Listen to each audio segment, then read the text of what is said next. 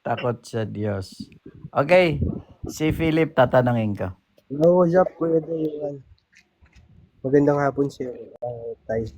Okay, Philip, kanina tinanong ka ni Robin kung naniniwala ka sa ROG, sabi mo hindi. At kung naniniwala ka rin na kami mga anak ng Diyos, sabi mo hindi.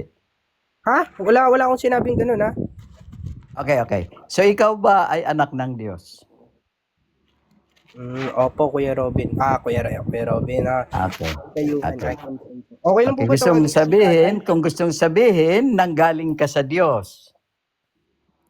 Not necessarily. In what sense po bang nanggaling sa Diyos? Okay, hindi ako magpapaliwanag, tinatanong lang kita. Sabi mo, anak ka ng Diyos, ipinanganak ka sa Espiritu ng Diyos. Sabi sa talata, unang Juan 3:9, ang sino man ito, na ipinanganak ng Diyos ay hindi nagkakasala. Saan dyan, Ikaw Kuya Dayuhan? Pakita mo ngayong talata. Pakita mo yung talata. Unang Juan 3:9. Kuya Robin, pwede mo bang ipakita dyan ngayon, Kuya Robin?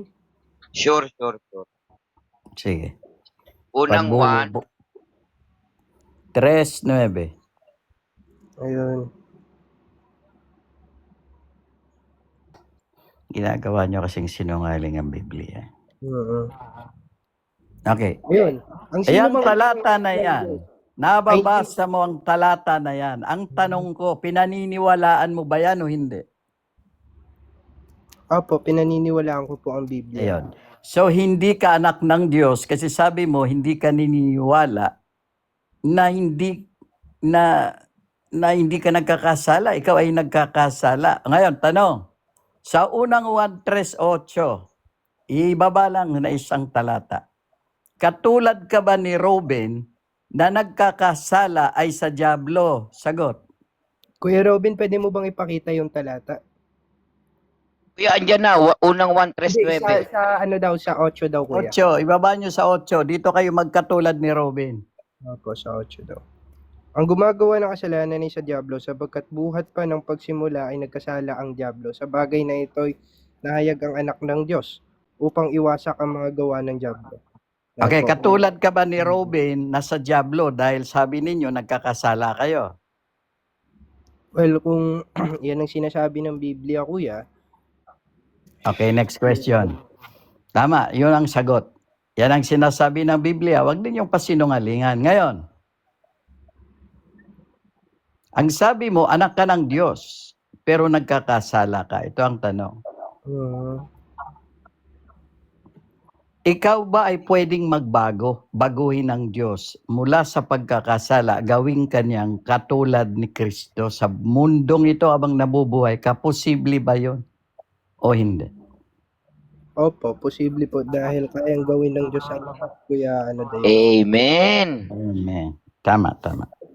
So ngayon, ngayong oras na itong kausap mo ako, maniniwala ka ba sa Mateo 10:20 na hindi kayo ang magsasalita, kundi ang Espiritu ng aking Amang magsasalita? Naniniwala ka ba na pwede kang gamitin ng Diyos na magsalita ng kanyang salita o Espiritu ng Ama, o pwede ka rin gamitin ng Espiritu ng Amang Diablo?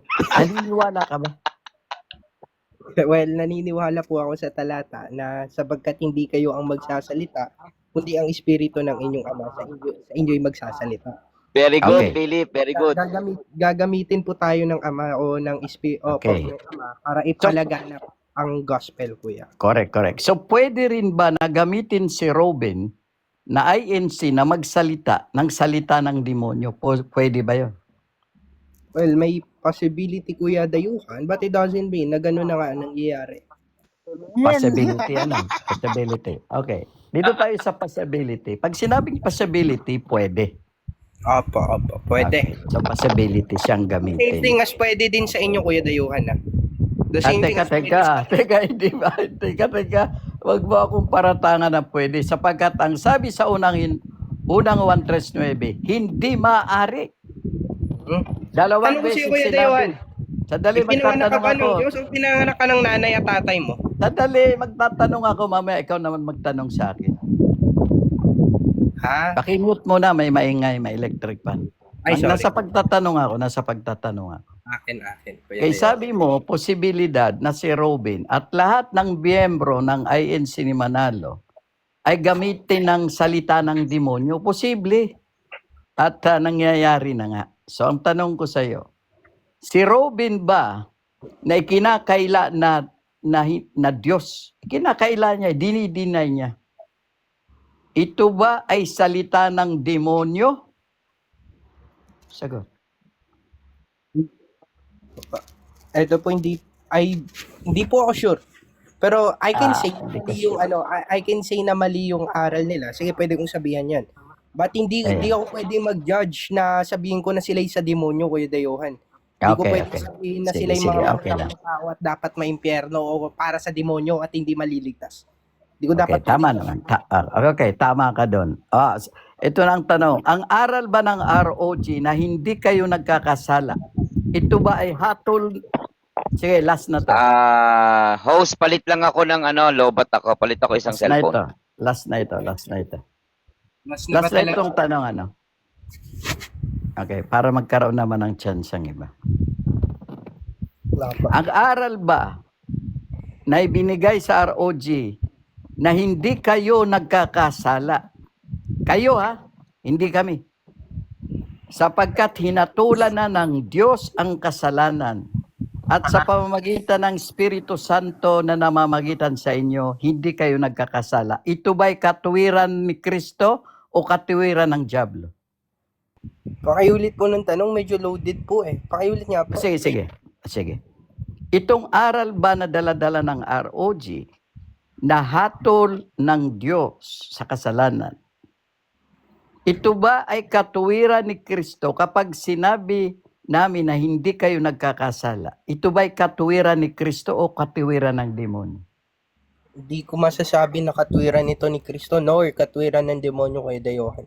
So, okay na po, Kuya Dayohan. Okay na yun. Gusto sabihin, sa maraming tanong ko, marami kang hindi alam. Okay lang yun. Totoo naman na sabi mo nga, mangmang ka pa.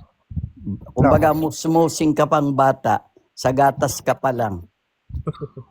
Sige, Kuya. Pwede po ba sa iba ako magtanong, Kuya? Hindi pwede. Kasi katulad ni Robin, ayaw rin tatanong, Philip. May tatanong ako kay Abiel. Sige. Kuya, viewerista, si Johan na lang daw magtatanong. I think okay na ako. May tatanong ako kay Abiel. Opo. Well, after ko po ba magtanong, Kuya viewerista, pwede din po magtanong si Kuya Johan? Total.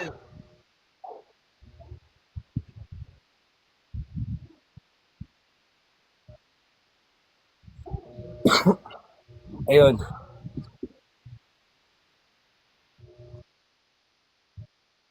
Busy ata yung si Kuya Abiel. Kuya, busy ata yan kasi kanina nasa biyahe daw. Baka nandyan si Kuya Lakay.